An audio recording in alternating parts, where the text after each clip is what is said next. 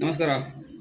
ಇವತ್ತು ಬೆಳಿಗ್ಗೆ ನಾನು ವಾಕಿಂಗ್ ಬರಬೇಕಾದ್ರೆ ಒಂದಿಷ್ಟು ಬೀದಿ ನಾಯಿಗಳು ಒಂದು ಕಲ್ಲಿನ ರಾಶಿ ಮೇಲೆ ಮಣ್ಣೆಲ್ಲ ಕರಿತಾ ಇತ್ತು.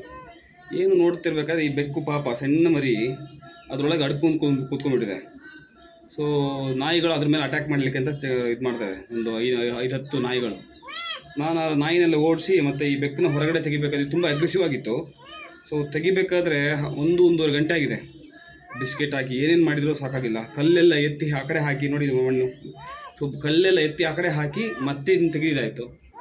ನಾನು ಹೇಳೋದಿಷ್ಟೇ, ನಾವು ಪ್ರಾಣಿಗಳನ್ನ ಸಾಕಬೇಕಾದ್ರೆ ಒಂದು ವಿಷಯ ಏನಂತ ಹೇಳಿದ್ರೆ, ಅವು ಮರಿ ಹಾಕ್ತದೆ, ಆಮೇಲೆ ನಮ್ಮ ಹತ್ರ ಅದು ಮ್ಯಾನೇಜ್ ಮಾಡಲಿಕ್ಕೆ ಆಗಿಲ್ಲ ಅಂದರೆ ದಯವಿಟ್ಟು ಪ್ರಾಣಿಗಳನ್ನ ಸಾಕಬೇಡಿ ಯಾರು. ಈಗ ನಾನು ಇದನ್ನು ತೊಗೊಂಡು ಬಂದಿದ್ದೀನಿ, ನಾನು ಅಪಾರ್ಟ್ಮೆಂಟ್ಲಿರೋದು. ನಾನು ಬೆಕ್ಕು ನಾಯಿಗಳನ್ನ ಸಾಕೋಕ್ಕಾಗಲ್ಲ ಇಲ್ಲಿ. ಬಟ್ ಇದನ್ನೇನು ಮಾಡೋದು ನನಗೂ ಗೊತ್ತಾಗ್ತಿಲ್ಲ. ಹಾಗೆ ನೋಡಲಿಕ್ಕೂ ಹಾಗೆ ನೋಡಿ ಬಿಟ್ಟು ಬರೋಕ್ಕೂ ಆಗಲ್ಲ.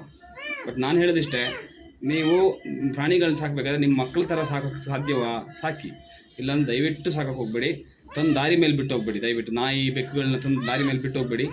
ಅದು ನಿಮ್ಗಾಗದಿದ್ರು ನಿಮ್ಮ ಮಕ್ಕಳ ಥರ ಸಾಕಿರ್ತೀರಲ್ಲ, ಅದು ತಂದು ಬಿಡಬೇಕಾದ್ರೆ ನಿಮ್ಗೆ ಹೇಗೆ ಯೋಚನೆ ಅವ್ರಿಗೆ ಗೊತ್ತಿಲ್ಲ. ನೋಡಿ ಪಾಪ ಎಷ್ಟು ಹೆದರಿ ಹೋಗಿದೆ. ಅಮ್ಮ ಬೇಕಂತ ಕಾಣ್ತದೆ, ಇದಕ್ಕೆ ಕೂಗ್ತಾ ಇದೆ. So let us have some courtesy. Thank you.